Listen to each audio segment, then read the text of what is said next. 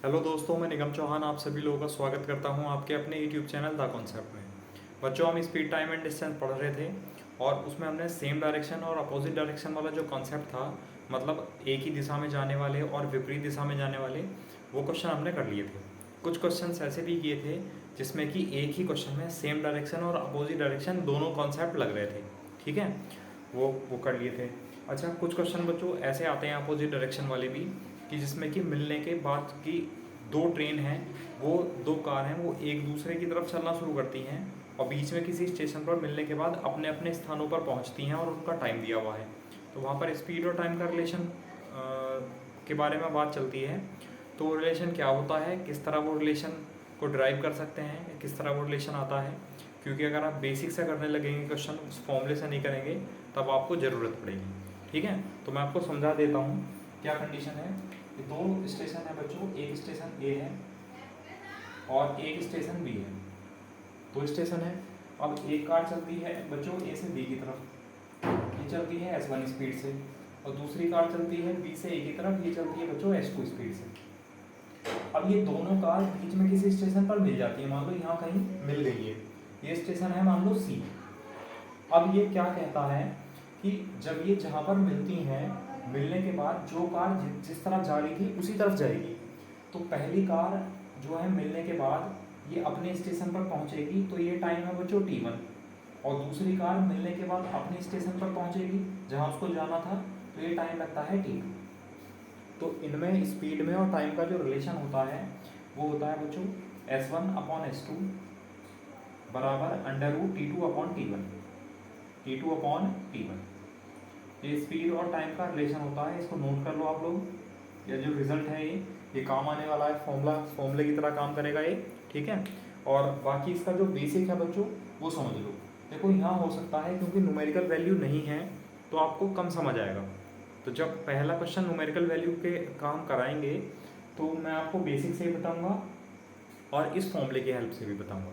ठीक है, चलो देखो तरीका ये है बच्चों कि ये जो कार है पहली वाली, ये यहाँ से यहाँ तक पहुँच रही है सी से बी तक T1 टाइम में। इसकी स्पीड है S1। तो दूरी कितनी तय करेगी बच्चों, D बराबर होता है S इंटू टी। तो ये सी से बी तक की दूरी हो गई S1 इंटू T1, ये दूरी हो गई। ठीक है, वैसे ही दूसरी कार जो है वो सी से ए तक पहुँचती है T2 टाइम में और स्पीड है S2। तो ये दूरी कितनी हो जाएगी बच्चों, S2 इंटू T2, ये दूरी हो जाएगी।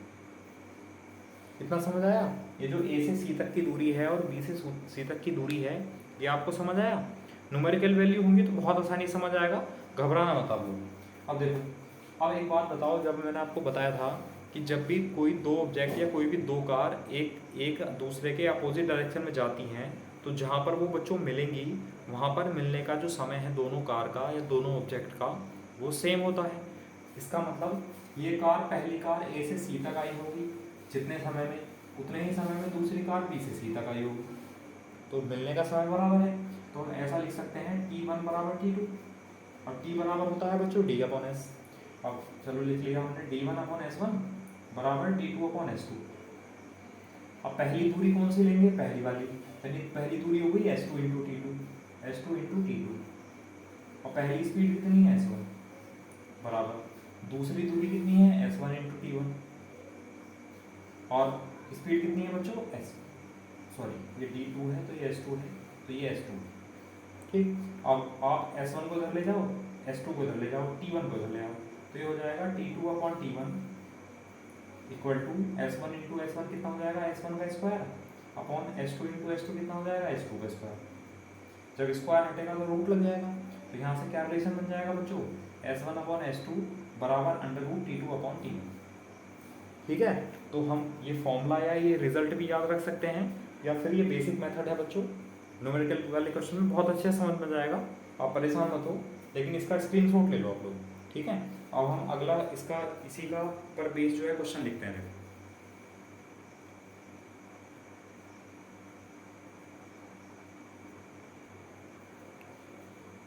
देखो पहला क्वेश्चन है आज के लिए, दो कार दो स्थानों से एक दूसरे की ओर चलना शुरू करती हैं बच्चों। ठीक है, बीच में किसी स्थान पर मिलने के बाद वे अपने गंतव्य स्थानों पर, गंतव्य मतलब होता है डेस्टिनेशन, मतलब जहाँ पर पहुँचना है। तो वो अपने डेस्टिनेशन पर, वो अपने गंतव्य स्थानों पर क्रमशः 25 मिनट व 36 मिनट 25 मिनट एंड 36 मिनट बाद पहुँचती है मिलने के बाद। यदि पहली कार की चाल 72 किलोमीटर पर आ रहे हैं तो दूसरी कार की चाल याद कीजिए। ठीक है, अब आपको एक लैंग्वेज समझ आ गई और आपको पता है कि कौन सा फॉर्मूला है, कौन सा कॉन्सेप्ट लगने वाला है। कॉन्सेप्ट क्या है बच्चों कि दो कार हैं, दो स्थान है, कोई भी एक स्थान ए है एक स्थान बी है, से चलना शुरू करती हैं।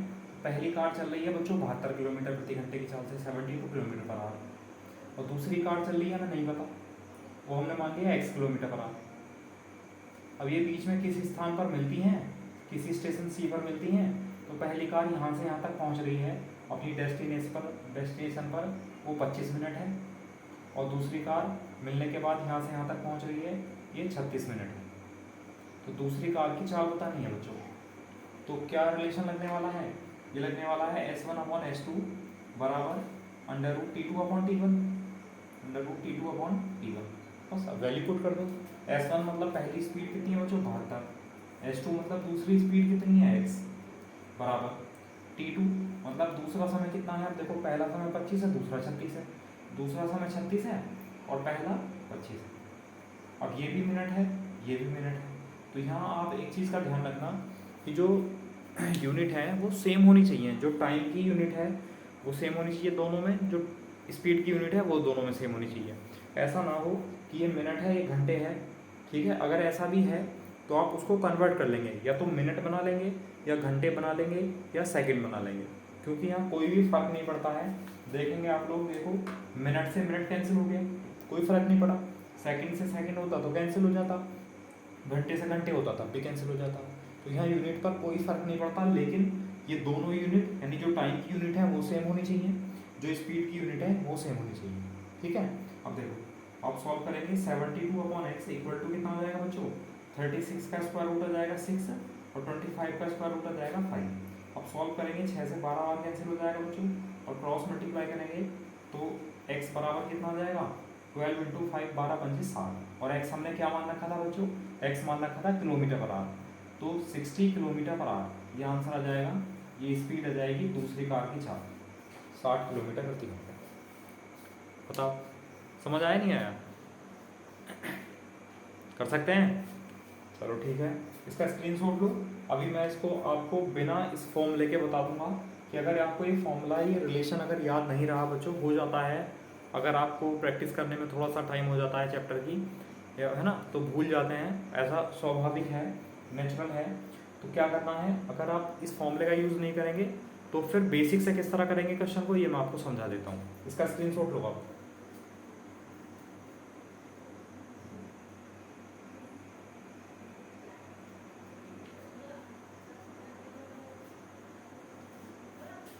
ठीक है, अब देखो, अब जैसे कि बच्चों यहाँ पर क्या है कि जो पहली कार है वो ए से बी की तरफ जा रही है, दूसरी कार बी से ए की तरफ आ रही है। तो पहली कार जब ए से सी पर पहुँचती है और दूसरी कार बी से सी पर पहुँचती है तो दोनों सेम टाइम पर मिल जाएगी। मिलने के बाद जब पहली कार ए से बी की तरफ जा रही थी तो अब यहाँ पर है सी से बी की तरफ ही जाती रहेगी, जो बी से ए की तरफ जा रही थी मिलने के बाद वो ए की तरफ ही आएगी।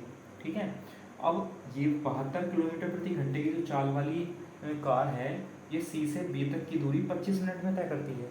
तो बच्चों डी बराबर क्या होता है एस इंटू टी, डी बराबर एस इंटू टी, मतलब स्पीड कितनी है 72 थोड़ा टाइम कितना है 25, तो 25/60 करते हैं जिससे कि दूरी किलोमीटर आ जाएगी, है ना।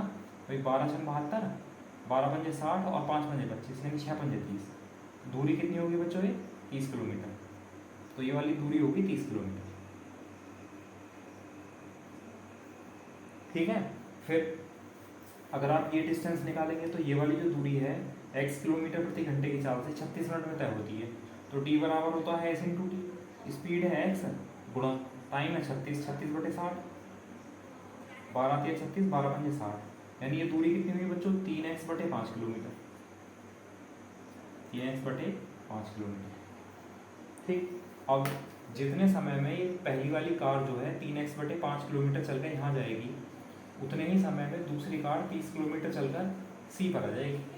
दोनों का टाइम सेम है, अब आप ऐसा भी कर सकते हो, चलो ऐसा क्या करना है, देखो जब दोनों का टाइम सेम है तो T1 बराबर T2। अब T बराबर होता है D/S, तो पहले वाले के लिए दूरी कितनी है 3x/5 दूरी, अपॉन पहली स्पीड कितनी है 72 बराबर T बराबर D/S, दूसरी दूरी कितनी है 30 अपॉन दूसरी स्पीड कितनी है x। ठीक है, अब सॉल्व करेंगे, देखो ऐसा कर सकते हैं, 3 से बच्चों 10 बार कैंसिल हो जाएगा और 72 बचे 360 हो जाएगा, ये जाएगा x/360 बराबर 10/x, क्रॉस मल्टीप्लाई करेंगे तो ये हो जाएगा x² बराबर हो जाएगा 3600। ठीक है, अब जब स्क्वायर हटेगा तो स्क्वायर रूट लग जाएगा बच्चों, तो स्क्वायर रूट लगेगा तो x बराबर कितना हो जाएगा 3600 का वर्गमूल कितना हो जाएगा 60, और x क्या मान रखा था हमने दूसरी कार की चाल, तो दूसरी कार की चाल कितनी है बच्चों 60 किलोमीटर पर आवर, 60 किलोमीटर प्रति घंटा, ये दूसरी कार की चाल। बताओ समझ आया नहीं आया, कर सकते हैं इस तरह। चलो एक बार फिर से समझ लो, भाई 72 किलोमीटर प्रति घंटे की चाल से जो कार चल रही थी वो मिलने के बाद बी पर पहुंचेगी 25 मिनट में, तो ये दूरी 25 मिनट में तय करेगी ये वाली कार, तो डी बराबर S × T, तो स्पीड 72 और टाइम 25 मिनट, मिनट के घंटे बना लिए, जिससे कि दूरी हमारी किलोमीटर में जाएगी, तो दूरी हो गई 30 किलोमीटर। ठीक है, फिर अब दूसरी जो कार है वो C से A तक पहुंचेगी x किलोमीटर पर आवर की चाल से और 36 मिनट में पहुंचेगी, तो डी बराबर क्या होता है बच्चों S × T, स्पीड x और टाइम 36/60 घंटे, तो दूसरी वाली दूरी वाली जो दूरी होगी 3x/5 किलोमीटर। अब जितने समय में पहली कार 3x/5 किलोमीटर चलकर C पर पहुंचेगी उतने ही समय में दूसरी कार 30 किलोमीटर चलकर C पर पहुंचेगी, सेम टाइम है दोनों का, तो T1 बराबर T2, T बराबर D/S, ये वाली दूरी 3x/5, ये वाली स्पीड 72, ये वाली दूरी 30 किलोमीटर, ये वाली स्पीड x किलोमीटर प्रति घंटा। अब क्रॉस मल्टीप्लाई किया, सॉल्व किया तो x बराबर कितना है 60, और 60 क्या था x क्या था दूसरी कार की चाल, और यही बताना था। बताओ समझ आया। तो ऐसा नहीं है कि फॉर्मूला से आप जल्दी कर सकते हो, आप कॉन्सेप्ट से भी जल्दी कर सकते हो, कोई इतना लेंथी कॉन्सेप्ट नहीं है। ये चीज़ें बच्चों आपको सिखाने में ज़्यादा लेंथी हो जाती हैं, ऐसा तो नहीं है कि आप हर बार ही डायग्राम बनाते रहोगे, जब आपको अच्छे से कॉन्सेप्ट क्लियर हो जाएगा तो डायग्राम की कोई ज़रूरत नहीं पड़ेगी, लेकिन इसको अच्छे से समझने के लिए डायग्राम बनाना बहुत ज़रूरी है, इसलिए आप भी बनाओ। ठीक है, बाद में मत बनाना, जब आप अच्छे से प्रैक्टिस कर लेंगे, जब बाद में आपके क्वेश्चन का कॉन्सेप्ट बहुत अच्छे से क्लियर हो जाएगा, जब आप बिना डायग्राम के कर सकते हैं तब मत करना, तब मत बनाना डायग्राम, कोई दिक्कत नहीं है, लेकिन अभी जरूर बनाना। ठीक है, चलो अगला क्वेश्चन लिखते हैं नेक्स्ट।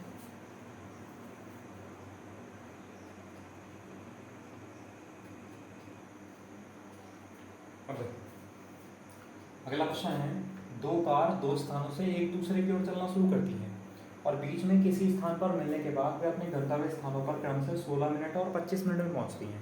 गंतव्य स्थान मतलब बच्चों डेस्टिनेशन जहां पर हमें पहुंचना है। ठीक है, और फिर कहता है कि पहली कार की चाल 60 किलोमीटर प्रति घंटा है, तो दूसरी कार की चाल बतानी है बच्चों। अब देखो इस बार और बता दूंगा मैं बेसिक से, फिर मैं आपको दोनों जो अगले क्वेश्चन कराऊंगा वो डायरेक्ट कॉन्सेप्ट से ही करा दूंगा, डायरेक्ट ट्रिक से ही करा दूंगा, यानी फॉर्मूले से। ठीक है, अब क्या है इसमें कहा कि दो कारें एक दूसरे की ओर चलती हैं बच्चों। ठीक है, ये बी स्टेशन है, ये ए स्टेशन है, चलती हैं वो। उसने कहा पहली कार की जो चाल है वो 60 किलोमीटर प्रति घंटा है, तो ये जाती है 60 किलोमीटर पर आवर से। दूसरी कार की चाल नहीं पता है, इसको हमने x किलोमीटर पर आवर मान लिया। ठीक है, फिर ये बीच में कहीं पर मिलती हैं और मिलने के बाद पहली कार पहुंचती है 16 मिनट में, यहाँ से यहाँ तक पहुंचेगी 16 मिनट, और दूसरी कार यहाँ से यहाँ तक पहुंचेगी तो ये पहुंचेगी 25 मिनट 25 मिनट। ठीक है, तो अगर आप फॉर्मूले का यूज़ करेंगे तो फॉर्मूला क्या है बच्चों, S1/S2 बराबर √T2/T1। पहली स्पीड कितनी है 60 और दूसरी स्पीड कितनी है x बराबर √। दूसरा टाइम कितना है, दूसरा टाइम ये है 25 मिनट और पहला टाइम है 16 मिनट। ठीक है, अब सॉल्व करेंगे तो 60/x इक्वल टू 25 का स्क्वायर रूट 5 और 16 का स्क्वायर रूट 4। 5 से सॉल्व करेंगे, 5 से 12 बार कैंसिल, तो 12 × 48, एक्स की मल्टीप्लाई 1 से हो जाएगी और 4 की मल्टीप्लाई 12 से हो जाएगी, तो 12 × 48। और x क्या था बच्चों दूसरी कार की चाल, तो दूसरी कार की चाल कितनी है 48 किलोमीटर पर आवर, ये आंसर। ठीक है, और एक चीज़ और ध्यान रखना बच्चों, ये केवल x की वैल्यू आई है 48, इसकी कोई यूनिट नहीं है यहाँ पर, ये केवल x बराबर 48 है। ठीक है, अब क्योंकि x हमने क्या माना था, x किलोमीटर पर आवर माना था, जब x वैल्यू आप यहाँ पुट करेंगे तो ये कितना हो जाएगा 48 किलोमीटर पर आवर। समझ आया? अभी इसकी कोई भी यूनिट नहीं थी, ये तो हमने लिख दिया आंसर के लिए, लेकिन बस एक्स का जो मान है वो कितना आया बच्चों 48 आया केवल यहाँ से सॉल्व करने के बाद, क्योंकि यहाँ यूनिट कैंसिल हो जाती है तो यहाँ वैल्यू यूनिट लेस हो जाती हैं, कोई यूनिट नहीं होती उनकी। बस क्या है कि जो हमने मान रखा था वो वही वैल्यू आएगी, वही यूनिट आएगी। तो x बराबर 48 आया केवल, और x बराबर 48 जब हम यहाँ लिखेंगे तो ये क्या हो जाएगा 48 किलोमीटर पर आवर, यानी 48 किलोमीटर प्रति घंटा। तो दूसरी कार की चाल, ठीक है, कर सकते हैं। चलो ठीक है, इसका स्क्रीनशॉट लो, इसको और बता देता हूँ मैं आपको बेसिक से, और इसके बाद हम बस इसी फॉर्मूले का यूज़ करेंगे, ठीक है। चलो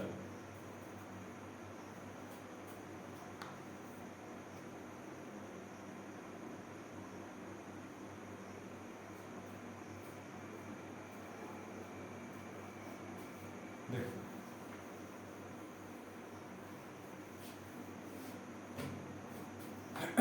अब जो पहली कार है बच्चों वो यहाँ पर किसी स्टेशन सी पर मिल जाते हैं दोनों, ठीक है। तो पहली कार 60 किलोमीटर प्रति घंटे की चाल से 16 मिनट में यहाँ से यहाँ तक पहुँचेगी। तो दूरी क्या होगी, d बराबर s इंटू टी।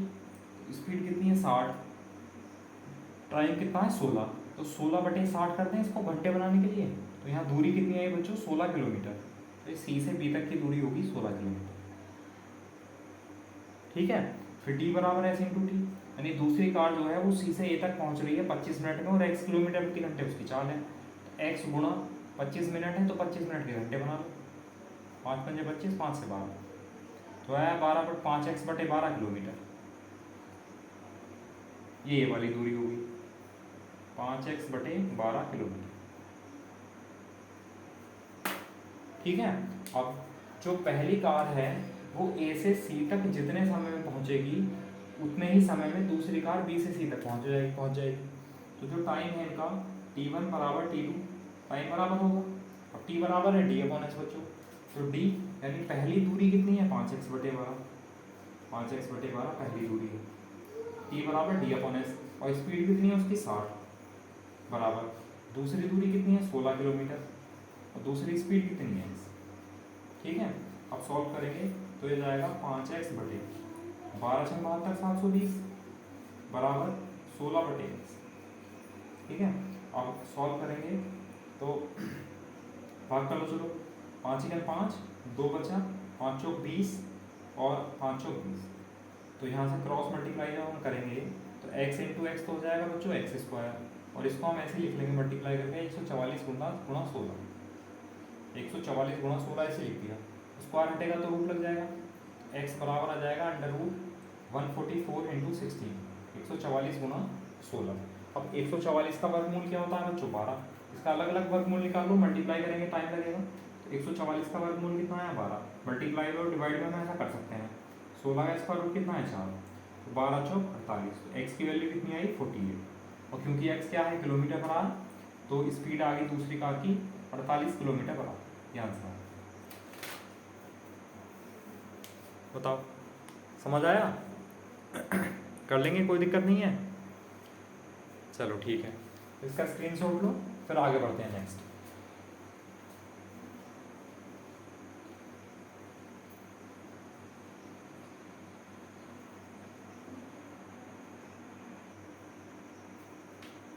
देखो अगला क्वेश्चन है, दो कार दो स्थानों से एक दूसरे की ओर चलना शुरू करती हैं, बीच में किसी स्थान पर मिलने के बाद वे अपने गंतव्य स्थानों पर डेस्टिनेशन पर क्रमशः 16 मिनट और 36 मिनट में पहुंचती हैं।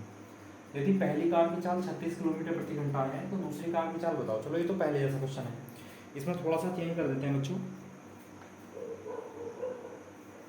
इसमें ये कर लेते हैं जो पहली कार की चाल है वो 36 किलोमीटर प्रति घंटा तो है।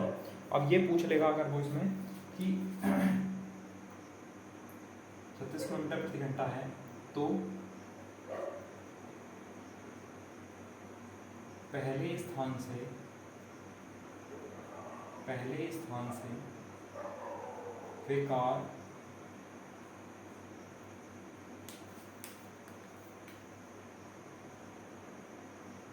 कितनी दूरी पर मिलेगी,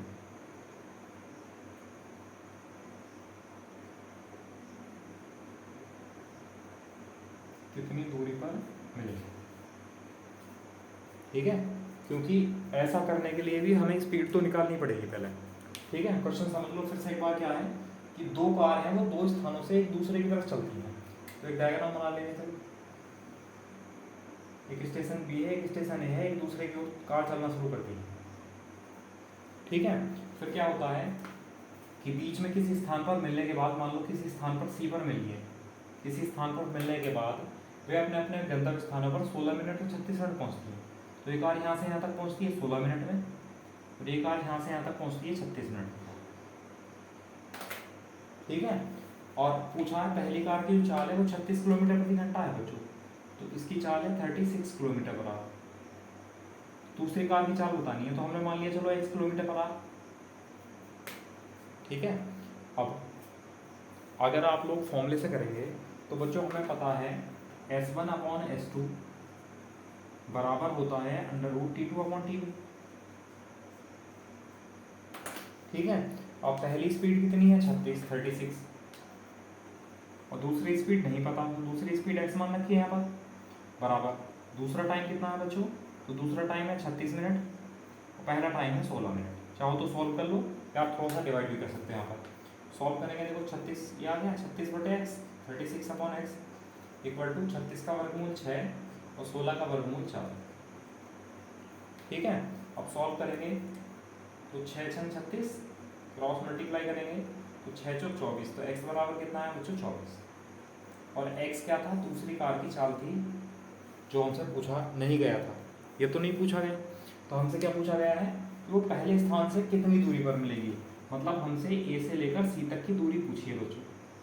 तो हमें अच्छे से पता है कि जब 36 किलोमीटर प्रति घंटा इसका टाइम है, स्पीड है सॉरी, a से c तक पहुंचने वाली अगर दूरी पता होगी तो हम टाइम बता सकते हैं। अब ये वाली जो दूरी है बच्चों कहाँ से पता चलेगी, ये ऐसे पता चलेगी कि जो दूसरी कार है, दूसरी कार 24 किलोमीटर प्रति घंटे की चाल से चलती है, तो जो दूसरी कार है वो यहाँ से यहाँ तक 36 मिनट में पहुँचती है। तो ये जो दूरी है बच्चों, जो दूरी है d बराबर S/T। दूरी मतलब d ले लिया हमने AC को, क्योंकि AC निकालना है। तो स्पीड कौन सी लेंगे, AC दूरी निकालने के लिए ये दूसरी स्पीड काम आएगी, क्योंकि ये वाली कार 24 किलोमीटर प्रति घंटे की चाल से चलते हुए C से A तक पहुंचेगी 36 मिनट में। तो D बराबर S/T, स्पीड तो हो गया 24 गुना टाइम है 36 मिनट, तो 36/60 कर दें, 12 थी 36 और 12 पंजे 60, 24 थी 72/5 किलोमीटर। ये वाली दूरी आ गई AC। ठीक है, अब जो हमें पता है उसने क्या पूछा है, उसने ये तो पूछा है कि पहले स्थान से कितनी दूरी पर मिलेंगी, तो पहला स्थान A को मान रखा है, तो पहले स्थान से C पर मिलेंगे तो ये दूरी बतानी है। तो ये दूरी AC है, तो ये दूरी कितनी है बच्चों 72/5 किलोमीटर, ये आंसर है।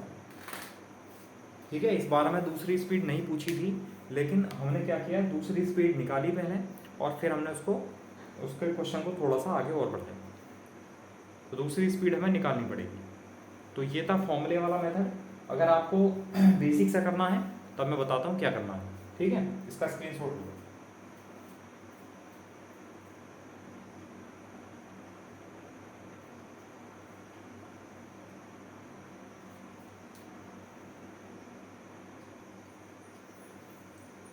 देखो, अब अगर बेसिक से करना है तो बेसिक से क्या तरीका होने वाला है, ये तो हमें पता है कि A से C तक, जो A से B तक की जाने वाली कार है वो C से B तक 16 मिनट में पहुंच रही है, और दूसरी कार, इसको हटाओ पहले क्योंकि हमें इसकी वैल्यू पता नहीं है, दूसरी कार जो x किलोमीटर पर आवर की चाल से चल रही है वो C से लेकर A तक 36 मिनट में पहुंच रही है।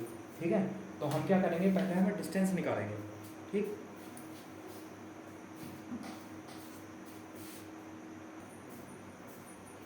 ठीक है, अब देखो जो पहली,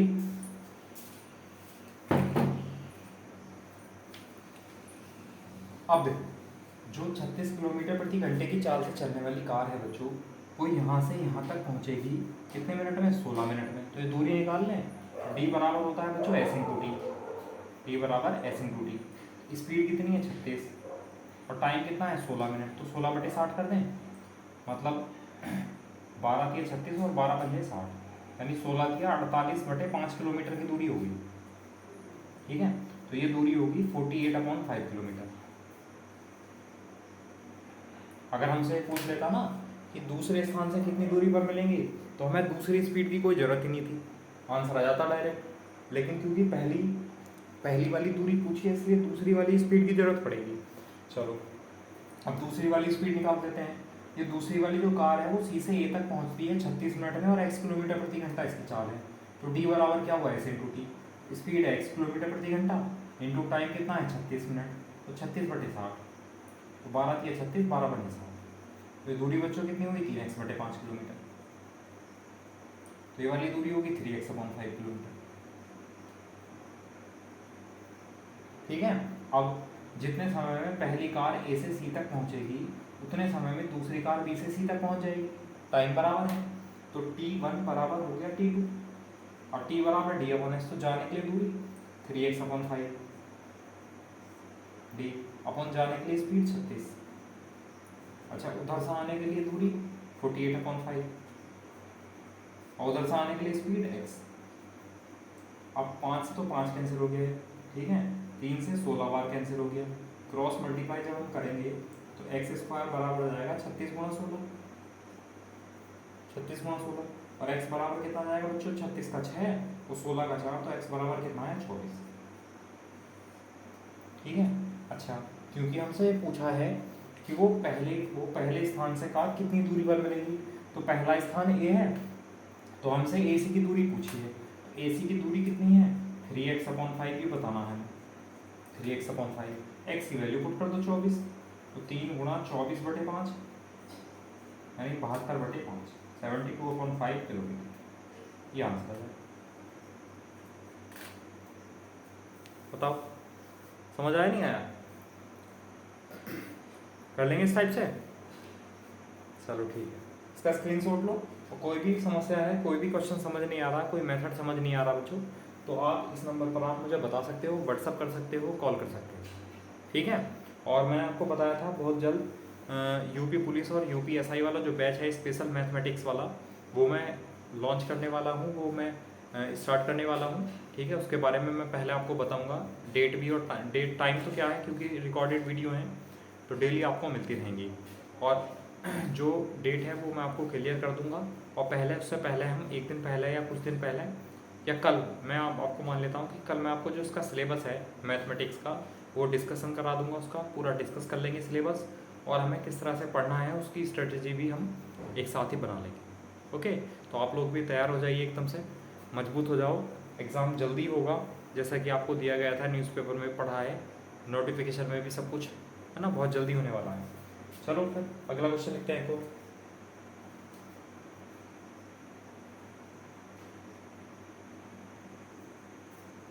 देखो अगला क्वेश्चन है कि दो कार दो स्थानों से एक दूसरे की ओर चलना शुरू करती हैं। बीच में किसी स्थान पर मिलने के बाद वे अपने गंतव्य स्थानों पर क्रमशः 6 घंटे 40 मिनट व 3 घंटे 45 मिनट बाद पहुंचती हैं। यदि दूसरी कार की चाल 60 किलोमीटर प्रति घंटा है तो पहले स्थान से वे कार कितनी दूरी पर मिलेगी। ठीक है। अब देखो ऐसा नहीं है कि हमेशा बस फॉर्मूला लगा कर बैठ जाएंगे बच्चों, लैंग्वेज पढ़कर आपको क्वेश्चन देखना भी है। ऐसा नहीं है कि जरूरी नहीं कि हमेशा दोनों स्पीड पता होनी चाहिए डिस्टेंस निकालने के लिए। देखो यहाँ क्या है, कंडीशन क्या बन रही है कि एक स्थान ए है, स्टेशन ए है, एक स्टेशन बी है। ठीक है। अब पहली कार जो चलती है वो ए से बी की तरफ चलती है, दूसरी कार बी से ए की तरफ चलती है। इस बार दूसरी कार की चाल पता है हमें कितनी है, 60 किलोमीटर पर आवर। पहली कार की चाल हमें नहीं पता है, x किलोमीटर पर आवर हमने अपनी तरफ से मान ली। वो किसी स्थान पर मिलती हैं, स्टेशन मान लो एक स्टेशन है सी, यहाँ पर वो मिलती है। मिलने के बाद पहली कार पहुँचती है 6 घंटे 40 मिनट में, यानी ये सी से बी तक पहुँचेगी 6 घंटे 40 मिनट, और दूसरी कार पहुँचती है 3 घंटे 45 मिनट में, यानी सी से ए तक पहुँचेगी ये 3 घंटे 45 मिनट। फिर उसने कहा है दूसरी कार की चाल पता है तो पहले स्थान से फिर कितनी दूरी पर मिलेगी, तो पहला स्थान तो ये है, तो हमें जो दूरी बतानी है वो ए से सी तक की दूरी बतानी है। अब बच्चों आप लोग एक बात बताओ मुझे कि जो ए से सी तक की दूरी है वो 60 किलोमीटर प्रति घंटे वाली जो कार है वो 3 घंटे 45 मिनट में पूरी कर लेगी। ठीक है। तो हमें तो दूसरी स्पीड की कोई ज़रूरत भी नहीं है। तो डी बराबर क्या है बच्चों, S into T, speed into time. और स्पीड कितनी है, सी से ए तक जाने में स्पीड है 60 किलोमीटर प्रति घंटा, इंटू टाइम है 3 घंटे 45 मिनट। इसको सॉल्व कर लो बस थोड़ा सा, तो 3 घंटे प्लस 45 मिनट को लिख सकते हैं 45/60 घंटे।